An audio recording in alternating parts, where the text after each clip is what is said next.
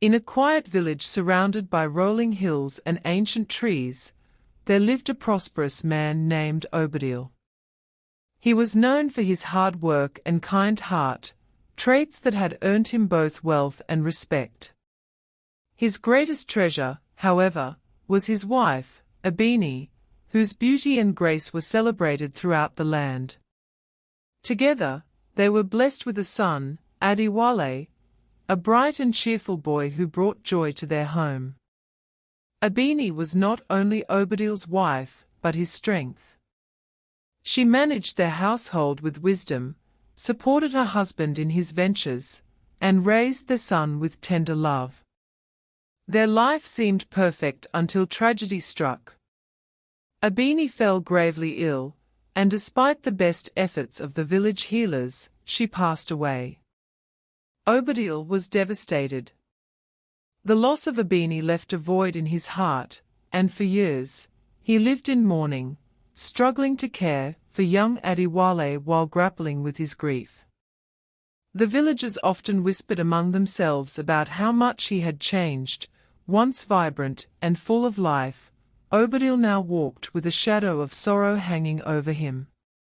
Yet, as time passed, the encouragement of friends and family began to seep into his heart. "You cannot live in sadness forever," they told him. "Adiwale needs a mother's love, and you deserve a partner to share your burdens." Though reluctant at first, Obadil began to consider the possibility of remarrying. Determined to find a woman who would not only be a wife to him, but also a loving mother to Adiwale, Obadil was cautious. He met several women, observing their interactions with his son, testing their character, and listening to the advice of trusted elders. After much deliberation, he chose a woman named Adetala. She seemed kind, caring, and eager to embrace Adiwale as her own. At first, life with Adetala was pleasant. She appeared to adore Adiwale, and the three of them lived harmoniously. Not long after their marriage, Adetala gave birth to a daughter, Iamide. Obadil was overjoyed at the new addition to their family, and it seemed as though happiness had returned to his life. However, beneath the surface, things began to change. In their village, it was an unshakable custom that only male children could inherit their father's wealth. Adetala knew this well, and though she said nothing aloud, she began to resent Adiwale. She saw him not as her stepson, but as a rival to her daughter's future. When she gave birth to a second daughter, Yetunde, her jealousy deepened. While Obadil remained unaware of her growing bitterness, Adetala's heart hardened. To the villagers, the family appeared perfect, but a storm was brewing within their household, one that would soon tear them apart. As the seasons passed, Obadil's family appeared peaceful to outsiders, but the harmony was only an illusion. Adetala's bitterness toward Adiwale grew with each passing day. She envied the bond he shared with his father and the fact that he was destined to inherit everything. Her envy was fueled by whispers from some village women who often teased, "Your daughters are beautiful, but it's a pity they won't inherit a single yam of their father's wealth. All will go to Adiwale, as is our custom." Adetala's smile would falter, but she hid her anger well. The words echoed in her mind, igniting a fire of resentment that consumed her. Despite Adetala's coldness, Adiwale remained loving and kind. He doted on his little sisters, Iamide and Yetunde, carrying them on his back, telling them stories, and protecting them from harm. To him, they were not just siblings, they were his treasures.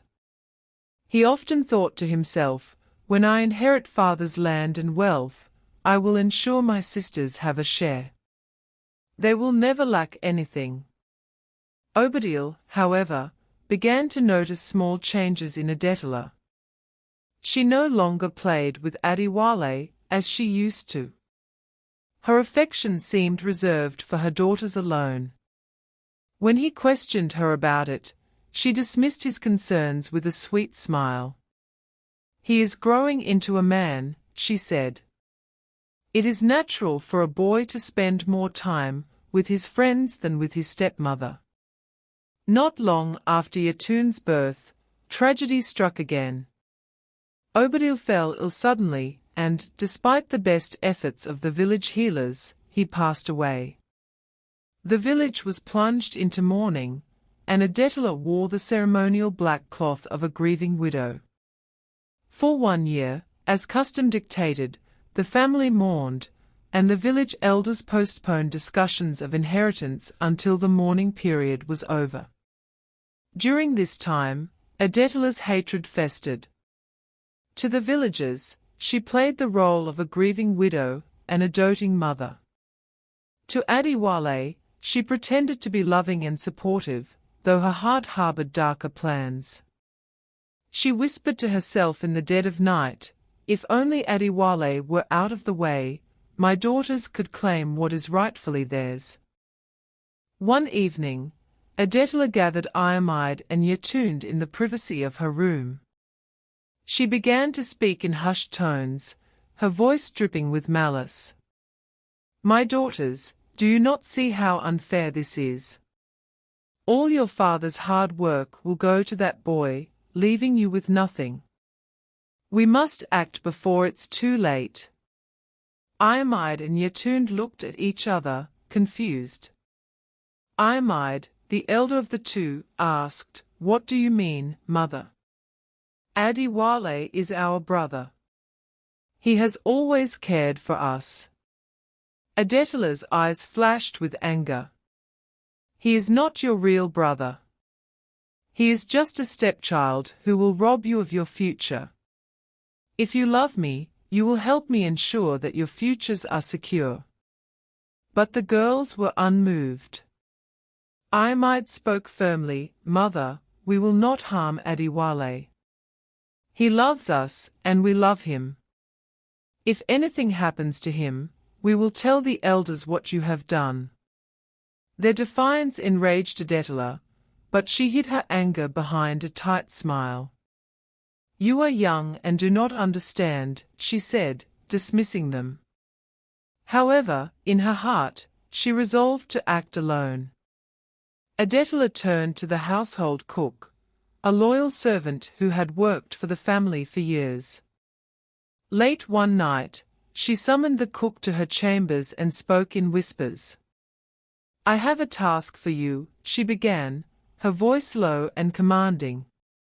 "Tomorrow, when you prepare Adiwale's meal, you will add this powder to his food.